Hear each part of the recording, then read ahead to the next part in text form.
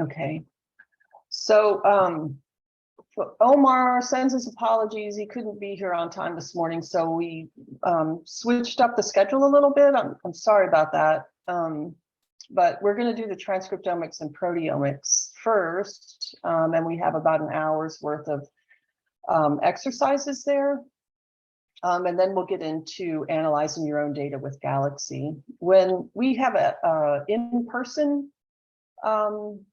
workshops, we're able to do Galaxy workflows. Everybody's able to do theirs, or at least group by group can do one, groups of 6 people or so. But it's a little bit difficult. So we're mostly doing lectures up for Galaxy and analyzing your own RNA sequence data, but we have run a workflow and we will have data that you can look at if you like. And we also do have an exercise that we can share with you. I should link that up here if anybody wants to do that afterwards.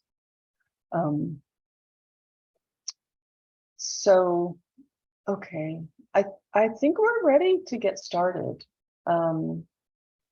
I'm just going to talk for 10 minutes or 15 minutes or so on transcriptomics and proteomics and what that is, just in case people aren't familiar. And then we have 2 kind of longish exercises for you to do. Okay, so I'm gonna start my slides. And I'm dealing with a couple screens here, so I apologize if I'm not looking always at the camera. The central dogma, of course, is that DNA is transcribed into RNA, which is translated into protein. And you know, we as biologists and biochemists then are interested in this process and use several techniques to measure and study it. For transcription, we use RNA sequencing and microarray. There's also other techniques that don't lend itself well to our type of database. For translation, we have riboprofiling, which is a form of sequencing, and to measure protein abundance and present absence calls, there's proteomics. And there's a couple different types of ways that we represent that on our site as peptides, as quantified numbers, abundance, and we also have ways to look at post-translational modifications. So we have all of these data types in VEuPathDB. Just a word on how we get data and prioritize it. So we, want to produce the most useful resource for our research community. So we take a lot of care in prioritizing the data. We watch the literature closely and we discuss with experts such as yourself. We take suggestions from researchers and to find data that is really pertinent to the field and that you would like to see on our sites. So the types of experiments we have, span a wide range. There are time courses that look at like the cell cycle of a certain parasite. We have strain or stage comparisons that might compare an avirulent strain to a virulent strain. And then we have experiments that look at the effect of individual genes. Most of our data is published, right, of course, and we pull the raw data whenever we can from repositories. And we are much more strict about that now. We've expanded over the years and cannot really accommodate. It's difficult for us to accommodate individual nuances of all of the data. So we use the SRA, the ENA, the Japanese database, and these other databases to pull in the raw data. The exception is proteomics because it's because of the nuances of proteomics and how it's done. It's difficult, very difficult for us to reanalyze the raw data. So we do take pre-analyzed data for proteomics. So I'll just give a general overview of RNA sequence analysis, microarray, and proteomics then before we move on to the hands-on exercises. So, you know, it's our task, right, to analyze the raw data, and we use the same workflows across all of our data types, just making changes in the workflow for significant differences in the data, like paired end versus single end reads. And we do that to make all of the data on our side comparable. So any RNA sequence data, no matter whether it was published in 2003 or 2023 next year, you can compare them and use our tools on our site to look at that. Our analysis, right, produces expression levels, a table of gene versus sample with expression levels, and we produce TPM values. So here's just a little cartoon of what we're doing. So we start with the raw reads, and we do a little bit of quality control on that with FastQC. Then we align the reads to a reference genome, and we use this to determine the transcript structure and abundance. And we use HT-seq for that. This and eventually we end up with a table of numbers, which we then use on our sites. And if the experimental design was such that it included replicates, we can do a statistical analysis on that with DEC.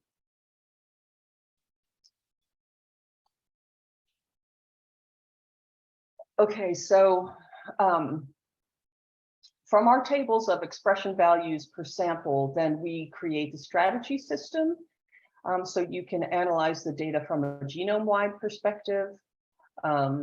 We integrate each of these expressions into gene pages as tables and graphs so that you can dig deeper into a specific gene.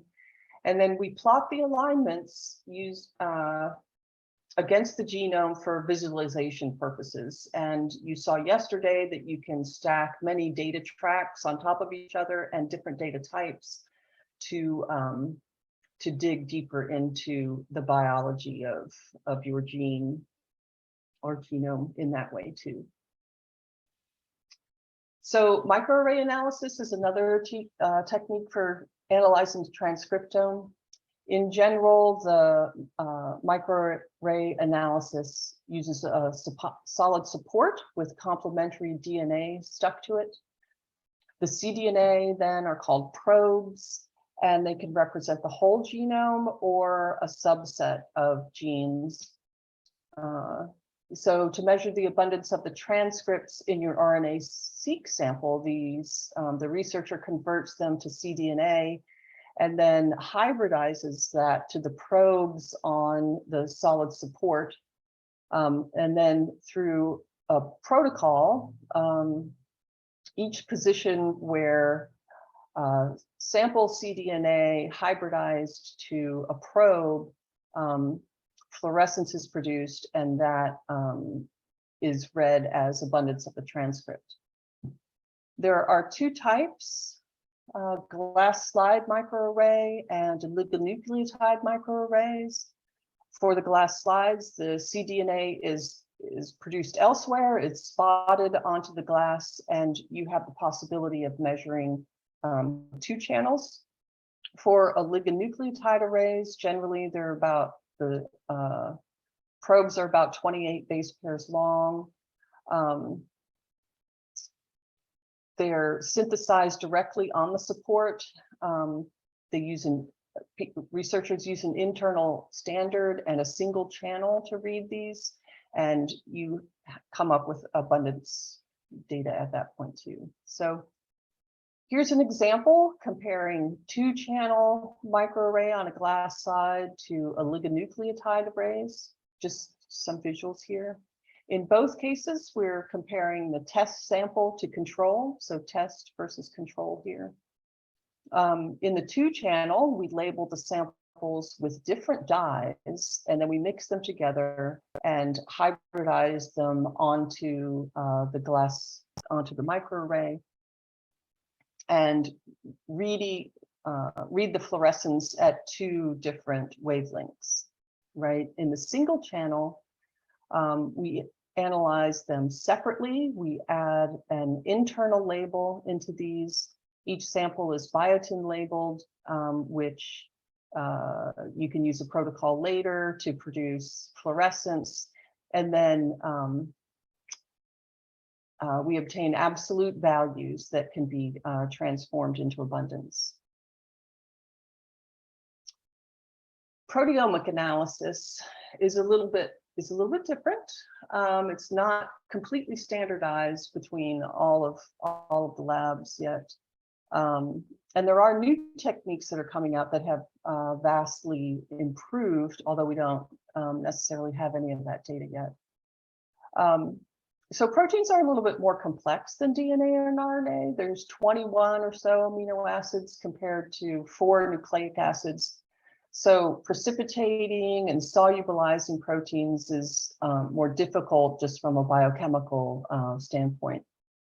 You cannot be certain to have isolated every protein from a mixture because the chemical properties between proteins are vary so much. At any rate, proteomics is still very useful. You can determine whether, if a gene's protein product was expressed at the protein level in that sample. So you start with a protein sample, and that's a mixture of your proteins, and you treat that chemically with an enzyme to produce peptides, which are just biochemically easier to deal with. So the proteins are digested to change the chemical properties. Then there are some separation techniques followed by mass spectrometry. And the mass spectra define the identity of the molecule of the peptide in terms of the molecular weight.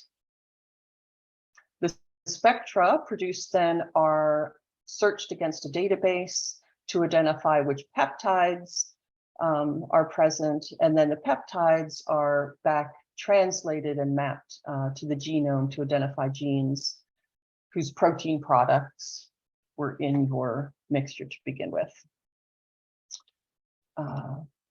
Okay, so we get 2 different types of data. We get peptide data and abundance data. The peptide data lends itself a little bit more to visualization. We can align those peptides back to the genome and give you JBrowse tracks to look at there. The abundance data is just numbers, and sometimes an experiment will produce abundance and peptide data. So you might, for example, in vitro label your cells with an isotopic compound to get abundance data and not peptides. So in both of these cases, we receive the data as a table of analyzed numbers from the researcher. Sometimes with abundance data, we can add some statistical analysis from the tables that we get from them. Okay. So that's my tiny little transcriptomics and proteomics lecture. So today we'll be you'll find the exercises linked to the schedule. And let me just, so the searches are available. Oh, let me also say that the unedited recordings from the last couple of days are linked to the schedule. So you should be able to find those if you want to go back and look at that. Actually, I'm not showing the right the right schedule at that point. So to get back to transcriptomics, you'll find the searches here. Let's look at RNA-seq evidence. You come up, when you open the search page, you come up with a list of experiments that are integrated, and you'll notice that there's not just one search per experiment. There are many. If the DE stands for differential expression, if there are replicates in the experimental design, we can do statistics on it. The fold change is just an arithmetic treatment of the data where you can group samples and compare groups of samples without considering statistical analysis. The percentiles are an analysis of the expression within a sample. So all of the expression values within one sample for all of the 5,000 genes are ranked according to their expression value, and then it's called a percentile rank. And then we've created the search so that you can pull out genes that are highly expressed within that sample or that are, not expressed well in that sample. The sense anti-sense search is only available for genes, for experiments where the technique that they used to produce the data was told you whether the transcript was expressed on the forward or the reverse strand. And this is useful in looking to see whether anti-sense expression actually might be regulating your gene. So those are really useful. The proteomic searches, there's a couple of them. The top one, mass spec evidence, is for peptides. We've also cordoned off the expression proteomics data for post-translational modifications, and a few of those are phosphorylation, acetylation, ubiquitination. And we also have the microarray experiments, which again has several different types of searches depending on how the data, how we can manipulate the data. So I think that's all. I think we would be ready to go to groups unless there are any questions.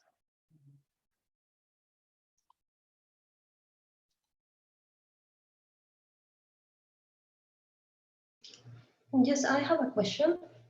Okay. I'm not really sure I understood what the percentile means. Percentile. Yeah. So so what we do is a percentile rank, and it's really very common to do this with a pile of numbers. It's almost like, when you take a graduating class and you say you're in the top 5% of your graduating class, right? So you would take all of the students, say there's 1,000 students in the graduating class, and you take their GPA, and then you rank them. Here's the top one and here's the lowest.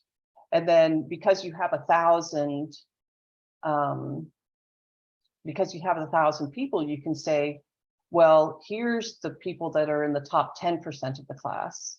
Here's the people that are in the, from 90 to 80th percentile of the class. And we're doing the same thing with genes. We take the expression value over all of the 5,000, 10,000 genes that you measured, you sort them, and then apply a percentile to that, percent of the whole within that. Okay, so it's just a comparison of which transcript is more expressed and which transcripts are less expressed. Yes, within the sample, yes. Within that sample. Okay, thank you. Mhm.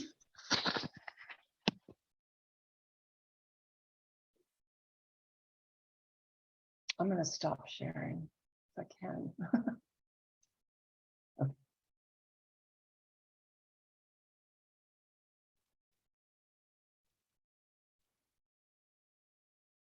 Okay, I think we're ready for the breakout rooms.